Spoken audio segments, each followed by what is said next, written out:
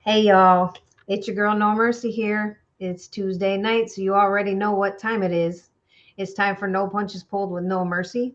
Some of you probably already know who I am. For those of you that don't, I'm your host, Brooke Millbrook, formerly known in the fight game as Brooke No Mercy Dierdorff. I am a retired professional boxer. I held the WBC lightweight title until I retired, and I was inducted into the International Women's Boxing Hall of Fame last year. I've been through some good, some bad, and of course, a lot of BS in the sport of women's boxing. Welcome to my platform. This is where we talk the talk and we walk the walk. We're going to bring out the truth and all the behind the scenes BS in women's boxing. You're going to hear from the pioneers of the sport, past boxers, current boxers, and even future boxers. We'll be getting down and dirty and speaking the truth of what takes place in women's boxing. You don't want to miss a single episode, so please make sure you like, subscribe, and share so you can join us every Tuesday. Hopefully you guys already saw the promotion of today's show. We have in the house Laura Lady Ram Ramsey. Laura started her career in boxing in 2002 and retired at the age of 50 in 2020. She held several titles in the amateurs before turning pro at the late age of 35 in 2004. Laura fought the best in the game, such as Gwendolyn O'Neil twice, Shelly Burton, Erin Toughill twice, and Charlotte Ewell, just to name a few. She held the GBU Middleweight World Title, which she won in 2007. She's now a boxing coach, manager, and promoter, still continuing to leave a mark in the sport of women's boxing. Please help me welcome Lady Ram to the show.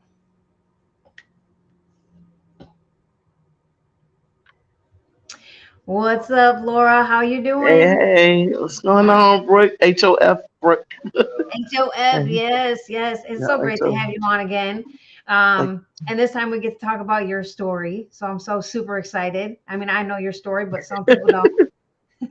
Yeah, well, you know some of my story. I mean, I'm sure. You know, it's funny. Every single show I do, I think I know like all the fighters. And I do my research and I look up, but there's always something that comes out that I don't know. So I like to listen. I like the stories too because I learned something too. Yeah, well, what you do know is what you know is actually a lot of what's not on the internet. So that's the good thing about it, and that's some of the parts that I'm gonna actually start putting in my book that I'll be working on. So that's a good thing. But there's some other underlying things that nobody really knows unless they're like in my circle. So Yeah. that's the good stuff. Well, that's good. That's good. I mean, I'm a partial circle member, I would say. I know some. I'm sure I don't know it all, but that's why we're here. Okay. That's Thank you for having me. Yes, thank you for coming. So I always start out, I mean, take us back to your childhood, kind of tell us like how you grew up, where you grew up, and what led you to boxing. Man, well, I grew up in Lake West, Florida. That's one of the citrus capitals of the world. We actually have the Florida Natural Orange Juice brand. Is for anybody that's into orange juice. My hometown is the capital for that, and I grew up playing all the sports: basketball, football. No, sorry, basketball, softball, volleyball, track, baseball. You name it. I was in the band. Just did all kinds of things and just excelled without any extra going to camps and things like that. Was just one of those above average natural raw athletes. Actually growing up in a project, so back then it wasn't as rough. It was tough but not rough. And I just had a no nonsense mom that she wasn't even trying to hear nothing I was trying to say. She was like a dictator, just told me everything to do, and I had to do it. So, I walked a very, very, very straight line. So, my family dynamics and everything, just well-rounded educators, doctors, lawyers, and I just knew to kind of do the right thing, but there was still this underlying thing that kind of just kind of ate at me, if you will, and I just kind of had to deal with that along the way, and that was which we all try to avoid, but that's bullying. That started kind of with bullying. So I was the little girl with the long ponytail, um, with the hair that didn't quite match for my ethnicity, so they say. And I got bullied for that. So that's kind of where some of this stuff. So Okay, yeah, yeah. I think I don't know any actually. I'm sure there are some, but I haven't met a female fighter yet that didn't deal with bullying in school. hmm Um, I think we have all dealt with that a little bit, and I know my kids have dealt with it really bad too. So hmm I'm very familiar with that aspect of people just being nasty. We'll just put yeah, it that way. People just being nasty. Um, I do know that at the age of 16, you did become pregnant um, hmm as a young teen. But you kept your head together. You kept pushing forward. You graduated high school. You still went to yeah, college on a volleyball, basketball, softball scholarship. You yeah, received your bachelor's degree in organized management. yeah. I feel like there's a lot of young girls today, especially today, that deal with similar situations or are kind of put in that situation. And some of them just don't know how to proceed forward properly or don't have the people behind them to help them to keep pushing forward and be persistent to succeed. So I feel like your story with that will really help Yeah, some of who? these girls, these young girls today, because you did. I mean, you went above and beyond, graduating, going to college, getting your degree, still got a Mhm. scholarship. Like you didn't let that stop you from getting your going for your dreams and your goals. So kind of tell us a little bit about that. So the way it started was it was my senior year. I had just left 11th grade going into my 12th grade year. And my dad, who he had another family already established, um, he passed away. My last time seeing him was actually at my job. It was a fast food restaurant, and I cleaned off the table and all that stuff. So I didn't know that was going to be the last time that I saw him. So he had a heart attack, and so going into my senior year, to lose my dad, knowing that my dad was, I kind of was like the apple of my dad's eye. I had like Yeah. six boys, and I was the only girl, so that's the way I felt anyway. But I don't remember saying I love him. We always said that, and Yeah. I don't recall. So I had that little hang up in my head. But Yeah. um, my best friend, he was goofball. My best friend, we just kind of got together one time, and magic occurred, so to speak. And then it was just a situation that I had to deal with going into my senior year. So I'm the all sports senior, and all of a sudden I have to deal with this situation and my family. Oh, I mean, when I say my family, my my uncle is on my birth certificate as the birthing physician.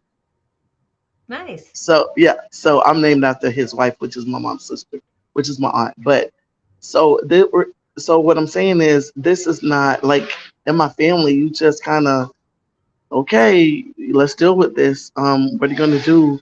So I kind of had to put on my big mama panties really fast, and I felt like I don't want to say I missed out. I just was delayed.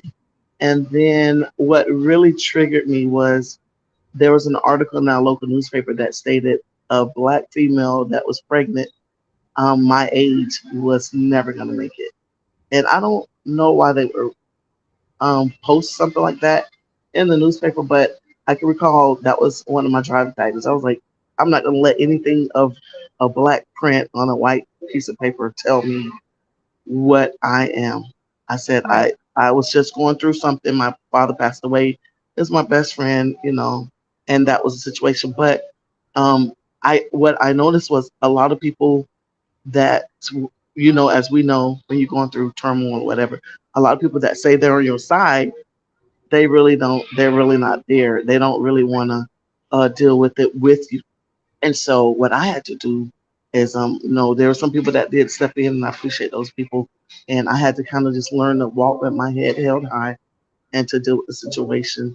Yeah. And so I was 16 as a senior, graduated at 17, and I was in college at 17 with a 2-month-old baby. But all my scholarships my basketball, volleyball scholarship, excuse me, volleyball scholarship, they went away. And so what I had to do was I just took one step at a time. And I noticed that as I went back to go try out, walk on to these different colleges, they were actually looking for me because I never used my real name. You know, my name was Laura Ramsey. Yeah. All of the newspaper articles had me as Lisa because my middle name is Alicia. They had my name was Lisa Ramsey, you know. And so all of the college coaches were looking for me. But going into college, they use your first name. So as I presented myself as Laura, that has, you know, about 30 pounds packed on me now with the baby, they were like, they thought I was like the cousin or something, and they were looking for me. So thank God that the work that I had done then spoke for me. So I was able to actually go into walk on college, you know, college sports, and to get um, invited back as a scholarship.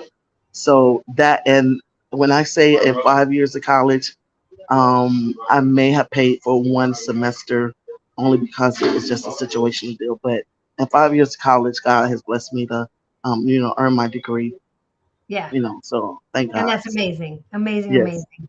Yes. Michael Orr is tuning in. Hey, Michael, thank you for tuning in. He says, Hey, hello, Lady Mike. Graham. It's great to see you again. I know you were looking forward to this one, Michael. So I know you were looking forward to it. So we're here. So yeah, that's amazing. And a way to stay true and just make it work with what you got. I mean, things Correct. happen and you just can't give up. That's really what it boils down to. Hard work and persistence pays off. Um, Correct. and if you just keep going forward, you're all good. You just can't Yeah. give up. That's all. I do know I love softball as well. I played softball, I played them all too. Basketball, softball, volleyball. I played them Hmm. all too in school. I had a basketball scholarship to play full ride, but I joined the army instead after high school.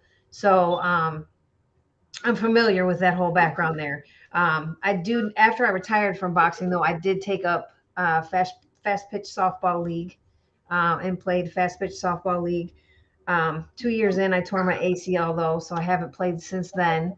Um, and I know that you played pro softball after. Yes. Um, Oh, you did some homework. I did my homework. I did my homework. Okay. You played Hmm. pro softball, and in your second year, you got a career-ending injury. Yes. Softball. So walk us through, Yes. yes, what it was like playing professional softball. I mean, I would have loved to play pro any ball for that matter. Walk us through that, and then how you got injured. It was amazing. As you know, like I said, I'm riding on cloud nine. I was had my degree. I was working at Florida Natural, actually as one of the, I wouldn't say execs, but I was working alongside the execs doing the formulation for ocean spray and things like that. And so I mean, I was a young girl with a degree with a pocket full of money. So I was just able to bounce around and just enjoy life. And then they said that there was a tryout for fast pitch because I was playing semi-pro baseball actually. So Okay. I did that first, and then at the end of that, they let me know. The coach let me know, hey, there's a tryout. You know, and I was like, the University of South Florida is university in Florida, and I went over there, tried out the 2 day tryout, and they said three things gonna happen. You either gonna get like a rejection letter saying no thank you, you're gonna get put on the draft list, or you're gonna get signed on the spot. So I was one of the ones that went on the draft list, and um, you know, when I finally I didn't get a letter though because the mailman, something happened. My mom redirected the mail and it went back to Colorado, so I never got the mail. So the mail deliverer said, "Hey, I think your letter came, but I had to send it back." So he told me, and I called, and it was like, "Yeah, you're on the draft list, so just be aware." So I told my company, "Listen, like I don't have nothing to lose. I don't have any time to play around as a young mother. If they call me, I'm going." I was Yeah. making pretty good money back then. So that Friday I got the phone call, and by Tuesday I was already packed and ready to go. I said, "Mom, I'm going to try out." No, I had already tried out. I said, Mom, I'm going to play. She said, leave your baby. You're not taking your baby. And I was like, what? She's like, nope, you're going to go play. So I think she might have understood maybe you had grown up really fast and this was my me time, so to speak. Yeah. And it was only a few months anyway, but I was able to actually, pull her from Florida here and there and spend time with her. But that's what happened. And I did it. So Yeah, that's yeah, I awesome. made history with that. Yeah. Mhm. What's up, Taz? Taz in the building. What's up, champ? What's up, Golden Um, Child? yes. What's up, girl? Good luck. Good luck this weekend. I'll be watching for sure. You better Mhm. kick some ass. That's all I know. Um, so yeah, I know. So you did get an injury. How did you get injured? Oh boy. So I don't even know if I want to put this part in there because it's a part of my book, but I'll make it. Oh, I'll well, you make don't it have short. to, girl. I don't No, want you to say I'll nothing you don't want put out there I'll yet. I'll make it short. I moved to Ohio on a whim. I moved to Ohio chasing a dream, and that would be in the book. But there it was cold in Ohio. Right off of I think it was Lake Erie. Um, it was cold. I couldn't work out. I gained weight. So I went into spring training overweight the second year. The first year I was tip top shape. Second year overweight. And then I took a slide and it almost ripped my kneecap off, right? Oh, It was damn. just a bad slide. Yeah. So recouping off of that, um, I was out for a little minute. And then when they put me back in, I was running fast pitch. I was running for the pitcher and they put me on first base and it was first and third situation. Clearly remember this. And I don't know if the player on third drew enough attention, but I took off the second. I thought the play was crystal clear and maybe I was just oblivious. I don't know, but I caught a cleat with my hand open as I was reaching for second base and it split to beyond the point of flexion to the point that it popped my bone. So I have 5 screws in the plate in my hand as we speak. But it still That worked ended out though.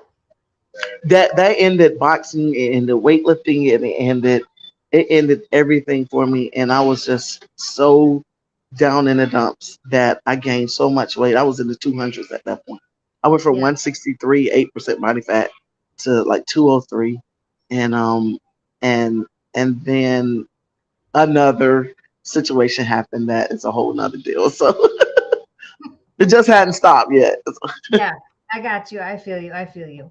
Um, in I know in 2001 you formed the Lake Wales boxing team to help the neighborhood teens focus their attention on something constructive, keep kids out of trouble.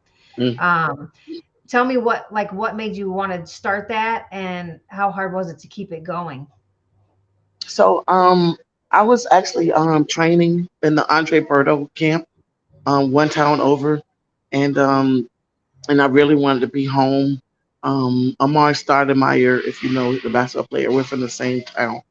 And so I just want to do something there rather than keep moving and traveling. And Yeah, so I just decided I had got a brand new gold Camry and put a big bow on the top of it and was one of the last entries into the Christmas parade. And I was like, hey, anybody wanna wear some gloves and be in the Christmas parade to get a T-shirt? Meet me under this tree, right? So many people showed, so many kids showed up. I didn't even have enough shirts which was 20 shirts. So all the kids just jumped in the parade and I was like, oh my God, like, what is this? So from there, by the way, we got honorable mention. And I was like, we have to do something in Lake Wells. yeah, So I took it upon myself to go to the higher ups. Um, he was the police chief. And I sat down and say, hey, listen, this is who I am. This is what I have done. This is what I wanted to do. How can you help? And the response I got was so far beyond the response that I would have thought. It drove me out of the city, so to speak. So I so I was told that they didn't I'm gonna that pay if later. I, I was told that if I helped the youth off the street, what would the cops have to do? No. And I'm like, interested. I say, well, you can eat donuts, ha ha ha, as a joke.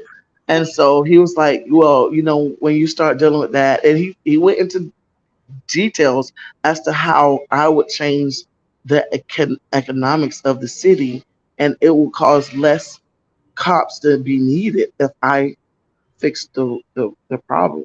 Well, isn't that the point? No, I mean, that's the not. point. We don't want trouble. I learned very well when you Uh, try to when you just like cancer when you try to fix cancer, things happen when you try to fix problems and these people that's their livelihood is to have the problem and to make it appear like they're fixing the problem. That's the way that they eat. And once I understood that, again I was young, as I was learning that I was like, wait, they're not even trying to help the kids. So it's just always have been in my heart to help that's just what it is. I don't care if I don't have. I'm gonna find a way. Um, if if you won't help me, I'm gonna go work and do something to do what I feel that's needed. Because mind you, um, my daughter she wasn't having kids then, but once she started having kids, then I knew there's kids that's my grandsons look just like, and I would hope that somebody helped my grandsons if they yeah. ever was in need. So it's just, and that's where the village comes in of helping people. So I just never went back. So I just continued to move and go from place to place to get and do my own thing and walk to the beat of my own drum the way that I know how to help the people that I could. I know I'm not God. I know I'm not like an almighty, but Yeah. what I am is a force, a little force that can help some of the people, that want to be a part of what I have to offer. So, Yeah, exactly. Exactly. I mean, that's amazing. mhm, Um, I know that let's see, you started amateurs in 2003, I believe it was, after working with them, right? In 2002 you kind of decided to start competing. And yeah. then in 2003, I got Ooh, this down pat. Girl, where did you get your this from? memory better be on point because Where did you get this from? I got this on point. You better.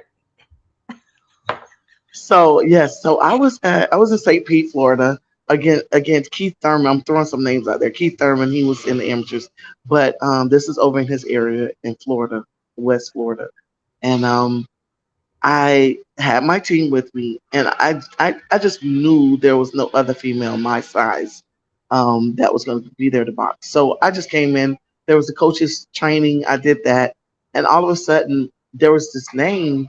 I just asked. I said, "Hey, um, I know there's not another female out there, that came." And they was like, well, "No, wait, there is." And I was like, "There is?" I was like, "What?" So they was like, yeah, her name is Alexandria Malloy. If you know Alexandra Malloy, right? Yeah. Like this tall. So I was like, oh, okay, well, put my name down, I'll fight her. And they was like, okay. So I went to my coach's meeting and took my kids back home. And then I came back the next day, ready to compete and do my thing with my team. And we fought. That was my first fight. Didn't even train for it.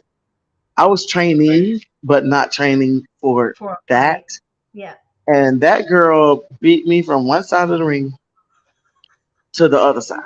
Okay. And I don't know what happened. I don't know. I can't tell you. All I know is, and at this time it was punch count. It wasn't, I don't think it was rounds. I think it Yeah. was punch counts or something. Okay. But I don't know what got in me. But I just saw like what I would think was near death. And my right hand came out like a firing sword, and I hit her so many times with my right till I got tired. And in the end, they raised my hand, and I told them after I woke up at ringside because I passed out at ringside. As soon as the doctor checked me off, there's a chair. I sat down and went to sleep for like 30 minutes. And I was like, and this is my friend, this is my teammate. This is what you don't do in boxing. Yeah. And I taught them the hard way. And it was a lesson for me is you can't play boxing. You can't play with it. You can't think that you're the toughest person out there. You might be the toughest, but honey, if you didn't train and you Yeah, don't you got eat to be right and ready. sleep right, Yeah. so that was my first lesson to myself as well as my team, and Yeah, it's those are definitely the not the same memories. as a street fight. It's not the same. Like you can street fight all day, but if you're not in boxing shape, you ain't even gonna make it Mm-mm. one round. It's not the Yeah, same. It is not the yeah. same. So my went off to Alexandria, and she chased me around Florida. She didn't, but her coach did. He chased me around Florida for the longest, but we met again in the pros. So that Okay, was a yeah, good yeah, you did, you did, you did. one. Um, so then in 2003, you captured several regional, national level championships, including state champ and regional champ. Tell us a little bit about your amateur career and the titles. So I couldn't get any fights after that fight. So I should say I couldn't get any fight. I didn't want to fight Alexandra again because we could have fought. But the next year I just went to every fight. I put my mind to it, said, hey, I'm gonna focus on this. I was bouncing around, trying to find training, trying to find somebody to train me. I linked up with Bonnie Canino and Bonnie, she actually was my trainer when I fought on. Okay, so 2003 I went undefeated. 2002 my first fight won. 2003 undefeated. I got a chance to. I was ranked number one in the United States, and USA Boxing invited me to go to Russia. So of course, yep, I'm going. Bonnie Canino, Hall of Famer Bonnie Canino was one of the coaches, and she, led me there, and I got a draw against the Russian, yay, which I think I won, but anyway, we'll take a draw. And then the second fight, it was the duel. They moved the taller girl at 160. She was 178, I think. They moved her down into the my weight class so she can, I guess, beat me. So it was a good fight. I would say it was a draw, but she took the win. That was my first defeat ever. I didn't know how to feel, and especially being in another country, it was you know, it was a little bitter. I was a little bitter, but I came back and then got invited to go to Sweden. So got a loss. I took a loss to Sweden, but although the Swedes said that I won, but it was all good because we partied after, had a good time, and I was 34, becoming a grandma. There was no Olympics for me, and the only thing I knew to do at that point was to turn pro. Yeah, So yeah. So at the age of 35, you decided to go pro. yeah. Um, you did fight for a Ring of Their Own promotion several times. I don't know if Mhm. I'm familiar with the Ring of Their Own, but a lot of people out there listening probably are not. So Mhm. can you maybe give a little bit of history and like your experience with the Ring of Their Own promotions and what they did to help and everything? So Ring of Their Own, I think they were basing their fights in casinos, and so it was all female organization, all female fight card organization promotions, and I had some. I don't know if I should call names, but I will. I had what was called Wanda Bruce. She was on the team, and she was always said, "Hey, we have this fight. Would you want to take it?" I was like, "Yep." So she's like, okay. And then I won. And then the next fight, she's like, hey, a fight fell out. Do you want to take it? I was like, yep. So she kept calling me even though I was like back, like they weren't looking at me as like the A fighter. They weren't really looking at me. But Wanda was like, it's something about her right hand that we need to pay attention to.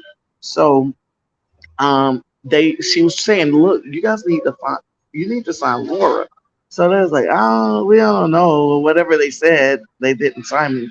And she just kept plugging away. And then she was like, hey, I got this fight for you. Would you take it against Erin Toughill? And I was like, yep. And so I took that fight. What people didn't know was my trainer, who was actually Shabelle Hallback's trainer. He I don't know if anybody knew that he was going through cancer and chemo. He had cancer, was going through chemo, and so on that flight, I watched him in misery, and I had a heart. So rather than be selfish, all of my drive, that Ram drive, it kind of went into nurturing and caring for him. It was growing up at the airport, it's all kind of stuff. So that fight, I was out of my element. But so okay, I lost. But 6 months later, I was able to avenge. They called me again. Well, they called me to say, would you want to fight again? I said yes. And then they called Erin for her fight. And lo and behold, both of our fights fell off.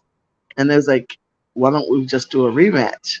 I was like, yeah, I'm ready now. And so in the rematch, that's where you probably saw I knocked her out of the ring. And Mhm. although they said the ropes were loose, but everybody fought with loose ropes. But she got knocked out of the ring first round, and that was that. Um, the end That of that particular. Yeah. But there was a little something that happened before then, and I don't know if you know that part. You probably do, but what did I that miss? whole Man, I that thought I whole knew it. okay. What I miss? So Layla Ali, the when I fought Erin Toughill and lost, Yeah. Layla Ali was in the crowd. Okay. So because at this time they was trying to see who would Layla fight next. And the whole thing was about who would be the one to beat Layla. So they was trying to find that it factor to beat Right. Layla. So they felt like I had it, but I didn't have a name. So they said definitely didn't have a backing. It was just my right and left pockets, Yep. and that's what it was. So she saw me lose, and I was like, "Hey, that's good. You lost." And I was like, "Okay." They say she fight losers, so now you're a loser. I'm like, "Okay, well, we'll see if we get a contract." So um, they called me for with the contract. What's his name? Tom Loeffler, if I'm saying it correctly. He called me, and I was like, "Man, send the contract. I'm not gonna even read it. I'm just gonna Right. sign it. You guys figure it out." I said, "Did you ask her if she want to fight me?" And then it was like, um, "Yeah." I say, "Okay, well, let's do it." I say, some of these fights we fight for free because it's not about the money. Right. And so just to having that mindset, some people, when you talk like that, they think that you're out of your element. But I was just one of those ones that I had nothing to lose, and that's what was I learned in business. That's the scare factor. A Right. person that doesn't have anything to lose, you better watch out for that person. So Exactly. I learned all of that stuff. But what happened was 3 days later, um, Dub Huntley, her trainer or former trainer, who was actually on the phone when there was a conversation between one of my trainers and her, Dub Huntley, their brother-in-laws. Dub Huntley took a flight to Florida, came to my gym, saw me in person, and then we didn't hear any. There were crickets after that. So not sure what happened. Can't say. All I know is they did a rematch with Gwendolyn O'Neil, and she knocked her out in the first minute um, or so of that fight. So rather than fight, no, I was number 5 in the world. Layla Ali was number 1. Ann Wolf was number 2. Gwendolyn O'Neil was number 15, if I can recall. And they went and fought Gwendolyn O'Neil again. And, she already beat her, fought her again. And that was that. But the thing I was saying is, after that, you know, I was like, what is women boxing about if it's not fighting the best of the best? So I started having a disrespect for women's boxing. I didn't respect it at all. I didn't even care for it.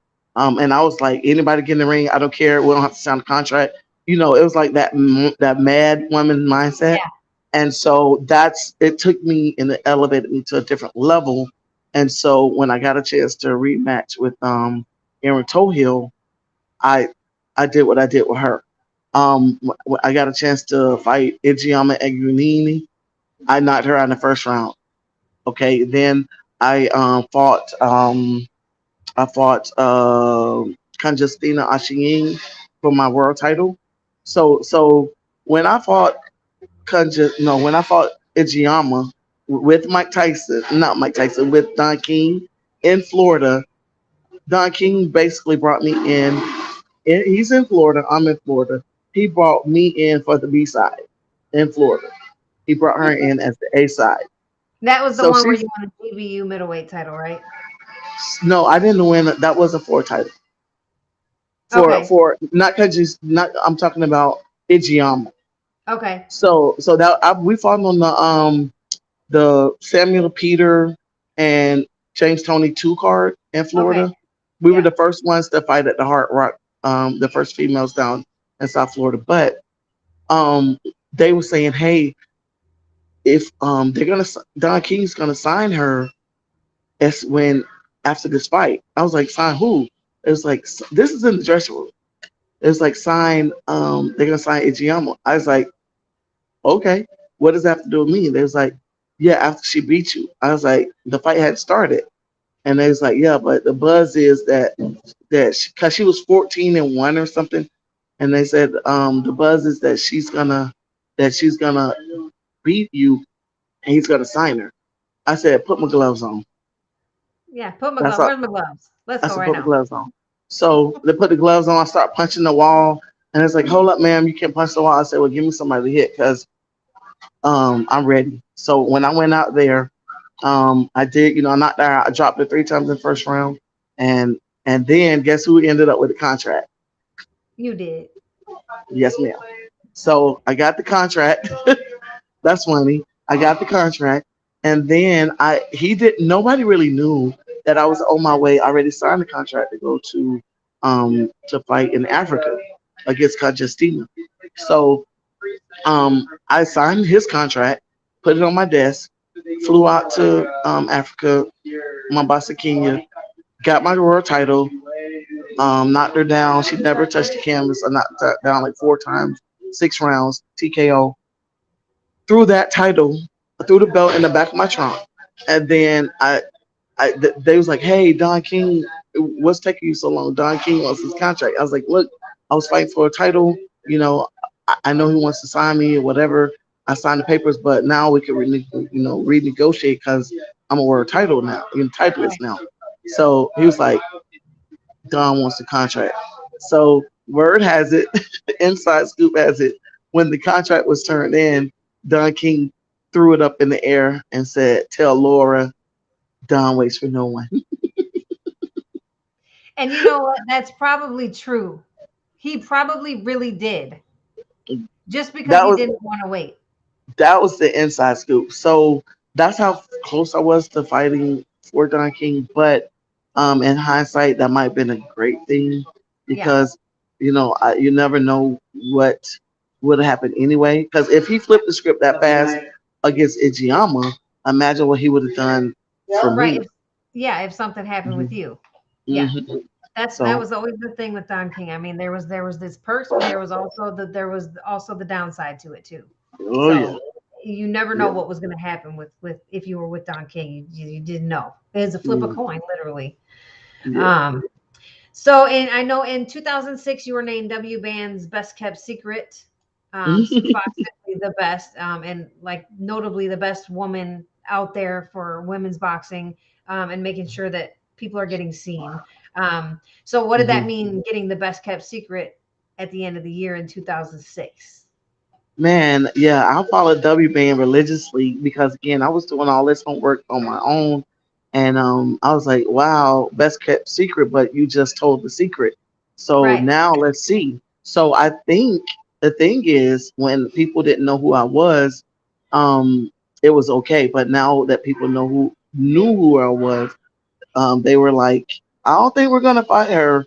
She's a little not right. She's a little dangerous. She's a little whatever. So I think they kind of, in their own way, just danced around me and shelved me, and so that's what it was. So again, I was trying to gain respect for women's boxing. It was just hard because I didn't understand the business of it and I didn't understand you need to have a promoter to promote you. I didn't understand that. I felt like, okay, I can fight. I can fight like the guys. I can knock these chicks out. They can pay me, and they're like, it don't work that way for women's boxing. So there's a different set of rules that I Right. had to learn. So, and that's what it was. That's my story. So I did it. Like I said, I did it my way. I didn't beg. I just kept taking one step, trying to figure it out, and then um, I started. Uh, I decided, especially on four, I actually was opening my gym with the help of and mentorship of Bon Canino. She helped mentor me into that. And so I had my own gym.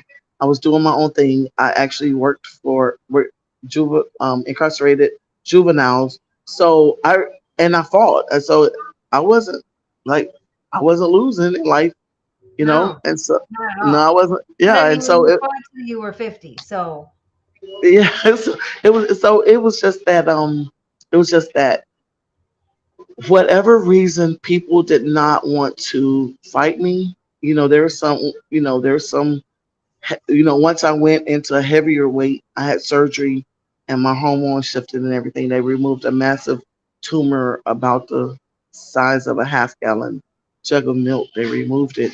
My hormones shifted. I went into the heavy weight division. And,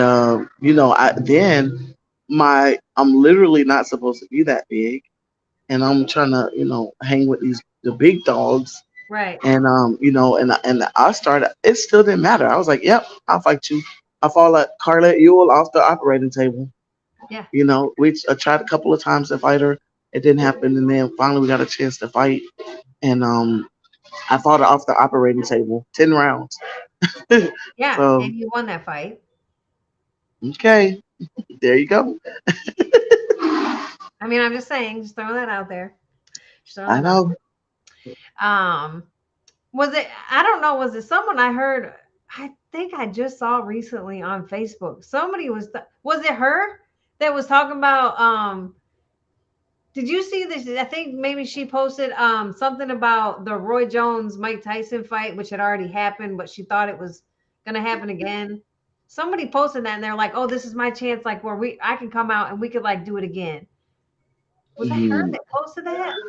Oh, I'm not sure about. I'm not I sure. commented, I said that fight already happened, like it's old. And she's like, "Oh, like I knew they had fought once. I thought maybe they were doing it again." Because remember when they did the exhibition, Mm. Roy and Mike, and she's like, "So I was like thinking like I could get on that card, like come back." I think it was her. Oh, yeah. I don't know.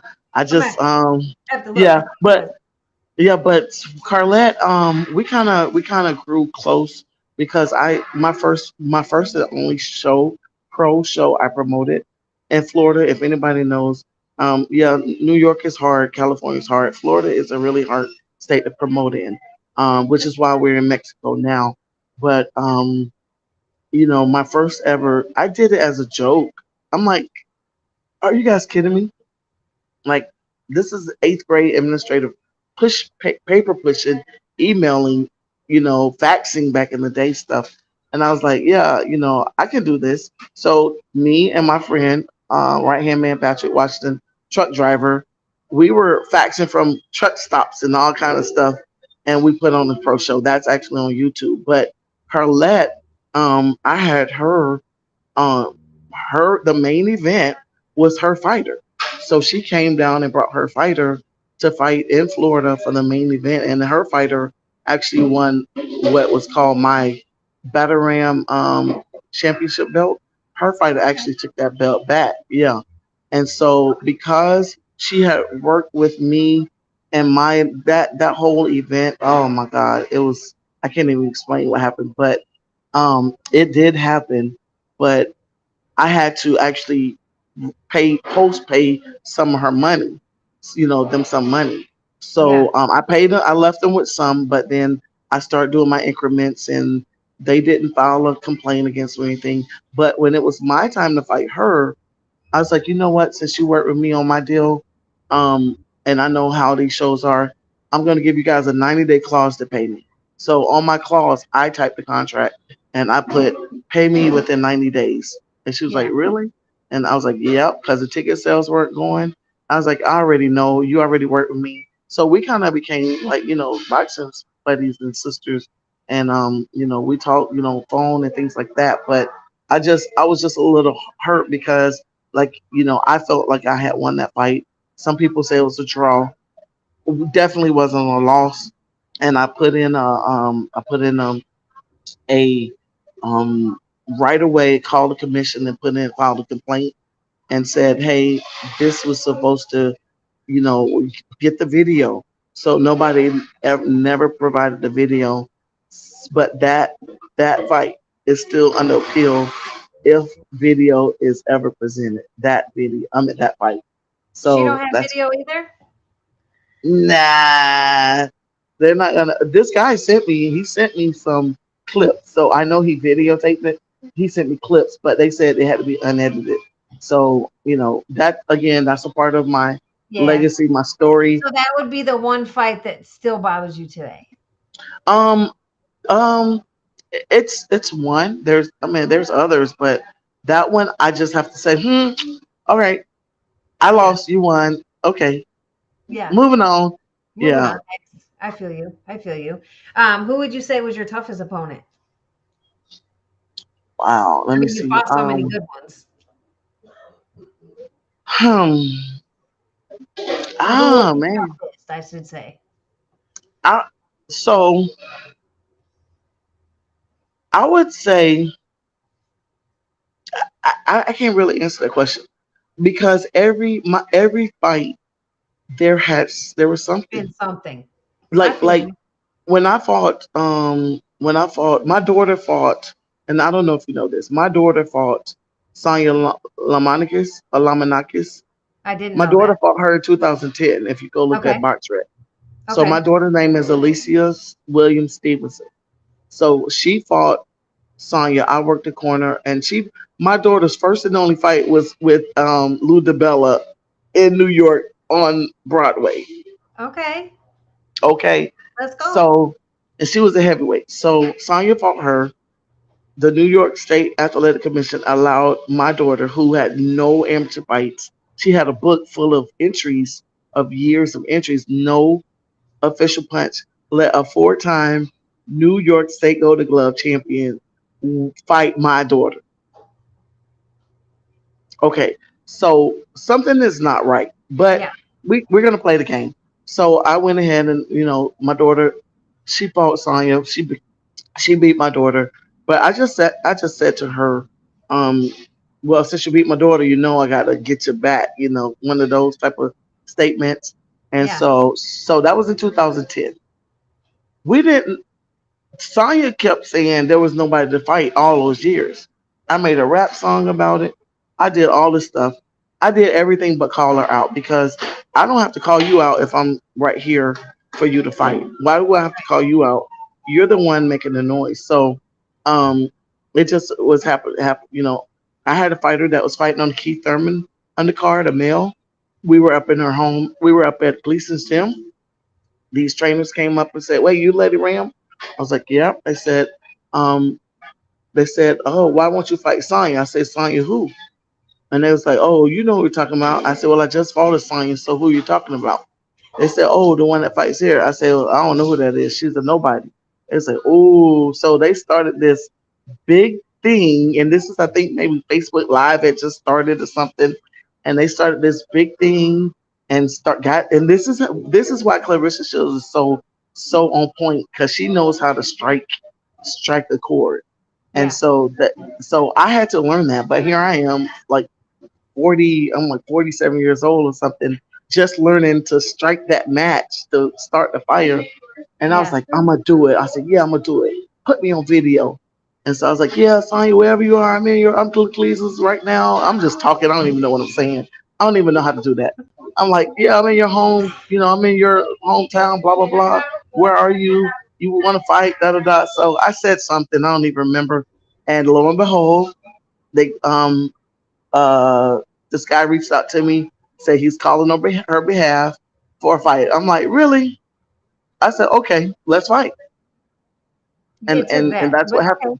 okay. Nice.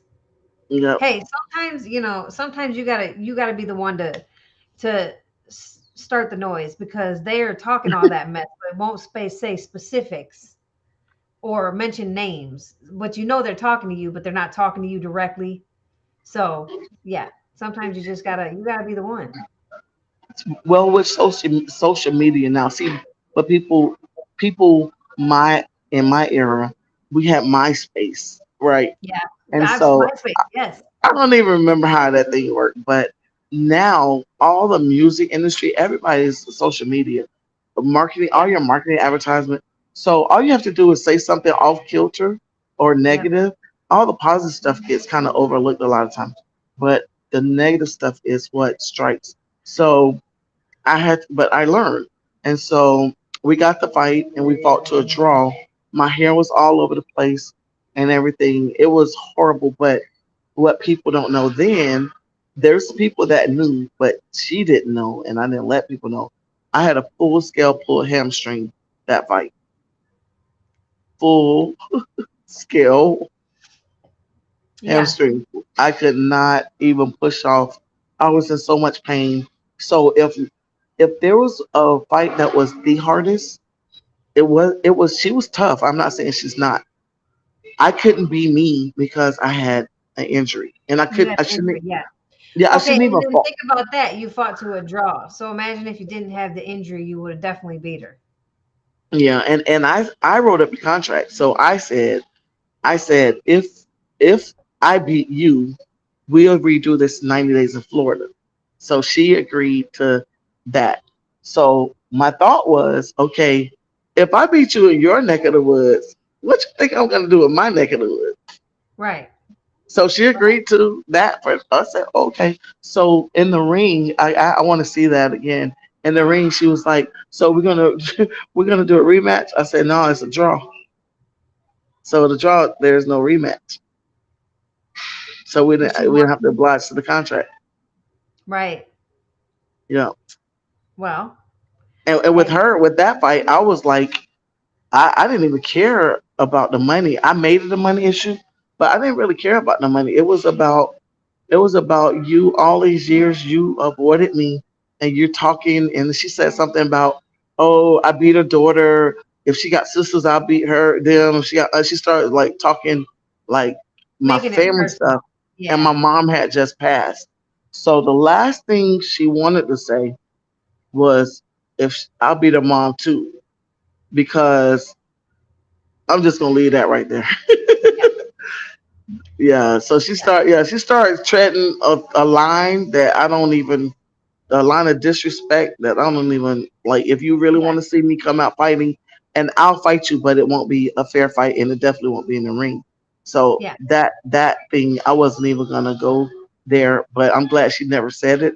So she said just enough to strike, like fire me up to the point that I did what I had to do. But I told them, I told the promoter, I said, it was with Rivera Boxing. I said, look, do you know the history behind us? He was like, no. So I gave him the history of my daughter and everything. I was like, nah, I owe her a butt whipping. I was like, I would do it for free, but since y'all giving away money, just put some numbers down there and let's make this thing happen. I said, the only thing I want you to have is your insurance policy. I said that's it.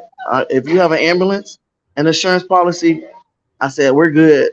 I said because if I don't disrupt the inside of her internal organs, I said I didn't do enough, and Right. that's what I meant. And Yeah. so I know she hadn't fought. I know she hadn't fought again. I don't know where she is and what she's doing, but somebody said I cracked a rib. Somebody said she had internal bleeding, but they didn't tell me until a little later. But if that's true, I feel good about it. But if it's not true, I'm still disappointed because my whole intent was to destroy her. Yeah. Like not even like I really wanted to put her on the stretcher because I felt she was disrespectful. Now, as a person, I mean maybe that's just her get up as far as the boxing promotions, but I think as a person she's a really good person. I know she's a teacher. I respect that and everything. But she was just doing that to strike up something. I'm just not that one really, you Right. know. Right. So that's kind of just what that was. But I'm good now. I feel you. I feel you there. Um, here, come here, buddy.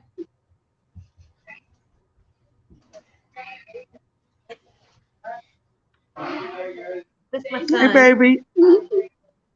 You gonna say hi? What's his Um, name? Mason. Hey Mason. He just woke up. Hi. Hey, Mason. Um, so I think the only other, I mean, there was a lot of other stuff I was going to ask you, but before he goes in bananas, why don't you just tell us about the show? I asked you most of your stuff about your career.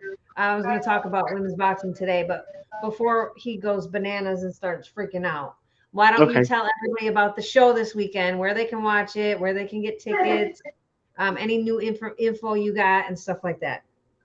Okay, so this weekend, March 18th, we'll be in Monterrey, Nuevo Leon, Mexico, with the Ring King and Queens, which is also known as the Women's Boxing Championship Series. And we'll have a host of American Boxing Organization title belts on the line with Carice Brown, Noemi Vasquez, and a few other. We have a special fight coming in um, from France. Her name is Capanza. If you guys go to my Facebook, Laura Ramsey, or Laura Lady Ramsey, you can. I'll be dropping the links. The links is already out there. You guys could purchase it for $29.99, and that should trickle over into the Instagram as well. And if you're in Mexico, you can also pull it up under War Boxing International. That's WAR Boxing International. Or I also have a page called KO Sports International. That's KHAO Sports International on Facebook. So you guys can find us, and the links are already out there. As far as tickets are concerned, you'll have to just buy the tickets at the door, and and then we're looking for a great show, and we hope that these girls, I know they're going to put on a great show. So thank Yeah. Ernesto Neri and Warboxing Promotions for inviting KO Sports International along to make this event happen. Yes, absolutely. How was Taz's training camp? Is she ready to go? Is she excited? I know with her Oh, being the main event, this has got to be big for her. oh yeah, so the training camp has been great. We had that fight on the zone back in December, but that was a replacement fight for the Australia fight. That was the opponent apparently hurt her hand, so Yep. she's been training, for months, for